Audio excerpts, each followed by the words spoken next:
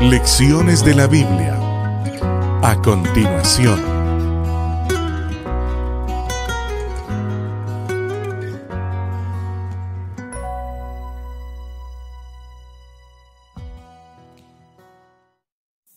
Muy bienvenidos sean todos a nuestra introducción 6 de Lecciones de la Biblia con el tema del libro de los Hebreos. Ya hemos caminado en este importante libro y en este tema, el que vamos a ver toda esta semana, vamos a comprender el punto central del tema del libro de Hebreos, porque el autor está terminando de colocar a Cristo por encima de todos los símbolos israelitas para que sea aceptado como rey y como Mesías. Pero también necesitan aceptarlo como el sumo sacerdote y el capaz de perdonar sus pecados. ¿Y por qué razón? Ustedes recordarán muy bien cuando Cristo les dijo que venía a salvarlos, los judíos dijeron: nosotros no necesitamos salvación. Vaya a los gentiles, somos hijos de nuestro padre Abraham. Los hebreos, judíos, israelitas, todos estos nombres representan un mismo pueblo, a quienes originalmente va esta epístola, consideran que por ser hijos de Abraham ya están salvos, ya están salvos. Por eso no siguieron predicando, por eso no extendieron el evangelio, sino que se encerraron en sus templos, en la gloria del templo, en sus tradiciones, y somos el pueblo especial de Dios. Pero Cristo les dijo: ustedes son hijos de vuestro padre el diablo, y llevarlos al convencimiento de que eran pecadores, oye, era una tarea titánica que Jesús lo intentó y por eso los llevan a la cruz. Porque soy el rey que he venido a salvarlos. ¿De qué, Señor? Si nosotros somos de Abraham, descendientes, y tenemos pasaporte sellado para el cielo. Por eso la importancia del tema de esta semana, cuyo título es Jesús, el sacerdote fiel.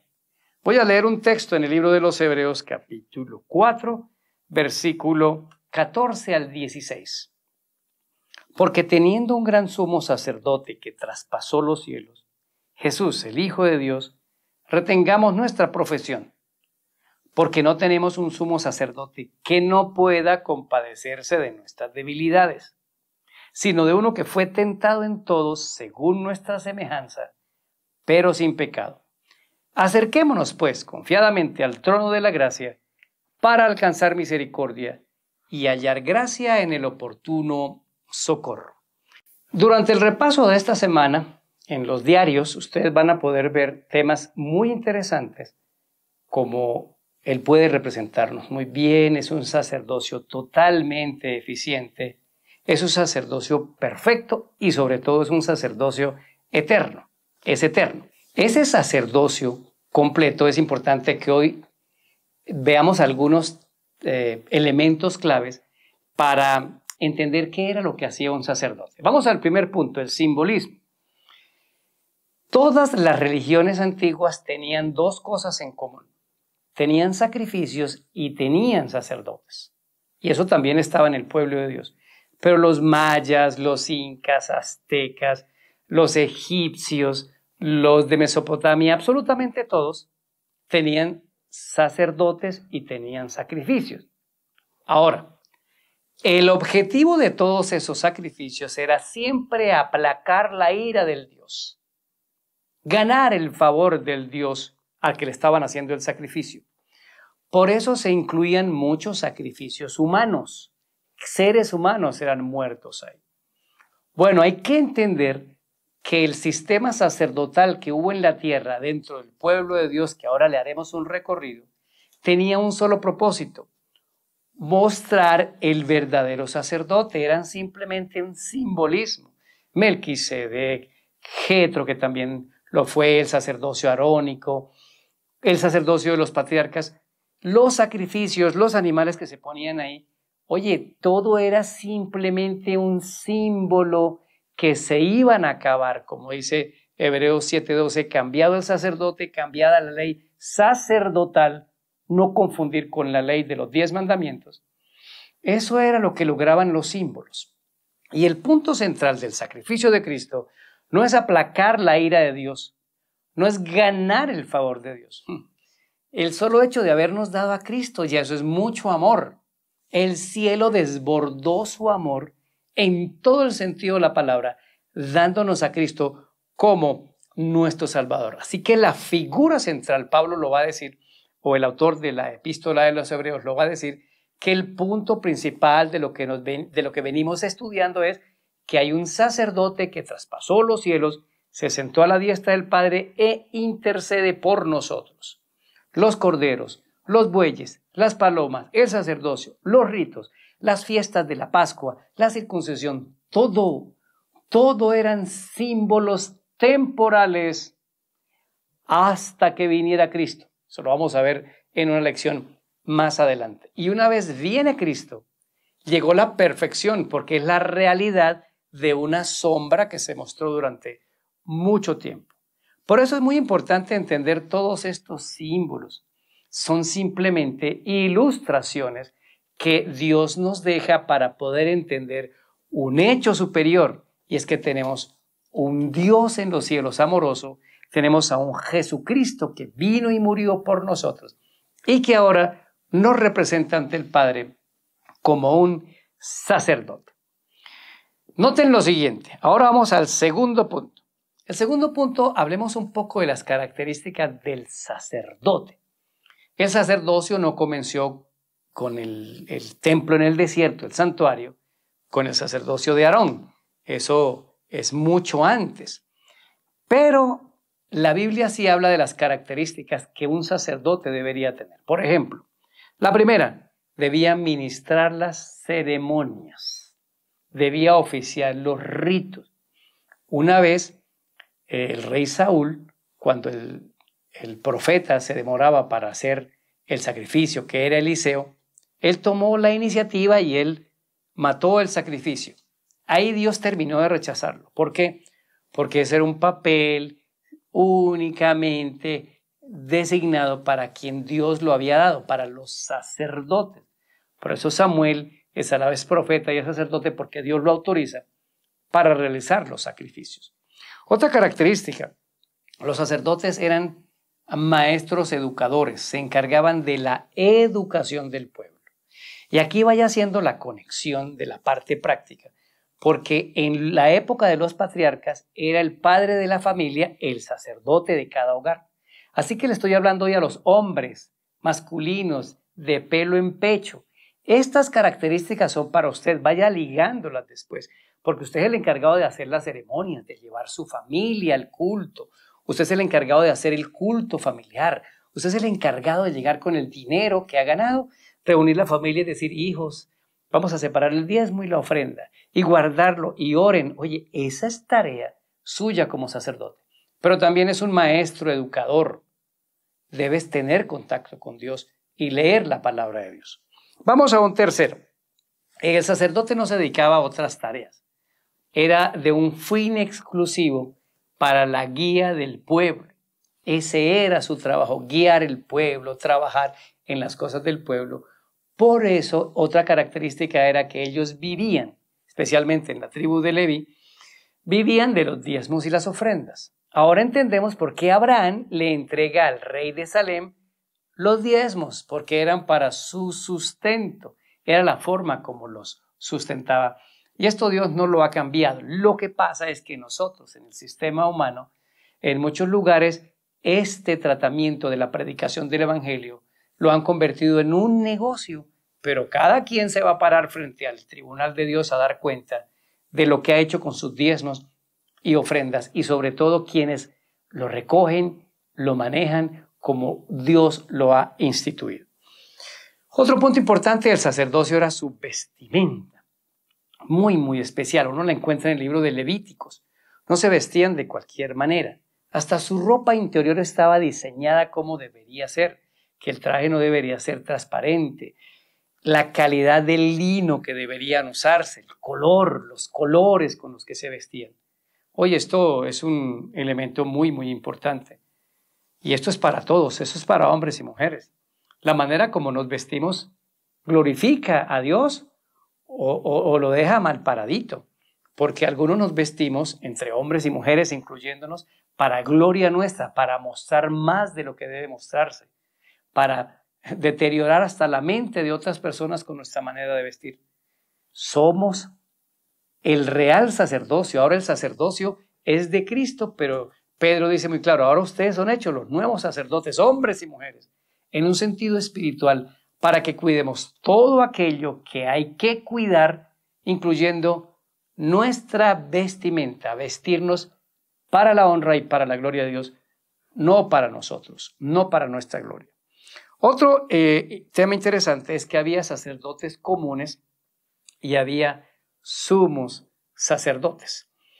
La Biblia registra que se les entregaron 13 ciudades para que los de la tribu de Leví vivieran en toda Canaán. Esas 13 ciudades estaban muy bien distribuidas, de tal manera que de cualquier lugar se podía llegar a una de ellas medio día de camino a paso acelerado. ¿Qué simboliza esto? Cristo representa esa ciudad de refugio. Cristo es el sacerdote. Cristo está cerca de nosotros. Has cometido un pecado, has cometido una falta. Oye, el adversario salía a perseguir, el vengador de la sangre salía para matar a alguien que había matado a un familiar. Así que tenía que correr y correr hasta llegar a la ciudad de refugio. Y cuando llegaba a la ciudad de refugio, el sacerdote lo abrazaba y lo recibía, y el vengador de la sangre no podía matarlo. Eso es un símbolo de lo que hace Cristo. El vengador de la sangre es Satanás. El sumo sacerdote es Cristo. Y yo he pecado, yo he fallado. Y el vengador quiere mi muerte. Juan capítulo 10, versículo 10. El ladrón vino para hurtar, matar y destruir. Pero el sumo sacerdote, que es Cristo, en su ciudad de refugio, que es la iglesia, es Cristo. Por eso la iglesia es el cuerpo de Cristo. Debemos atraer a todos ellos para llevarlos a Cristo y que el vengador de la sangre no les haga ningún daño. Bueno, eran sostenidos por los diezmos y las ofrendas, ya lo dije. Y otro punto importante era que eran perfectos físicamente. No se aceptaba ningún sacerdote que tuviera algún problema físico. La razón es muy sencilla, porque eran símbolos del sacerdocio de Jesús. Todo esto termina en símbolos. La figura central de todo lo que hay en la Biblia y de lo que el autor de Hebreos está queriendo enseñar es: Él es el perfecto, Él es el santo. Miren a Él. Los judíos miraban hacia su descendencia de Abraham y por eso somos perfectos. Pero la epístola está diciéndoles: oye, no miren para allá, allá no puede estar su perfección.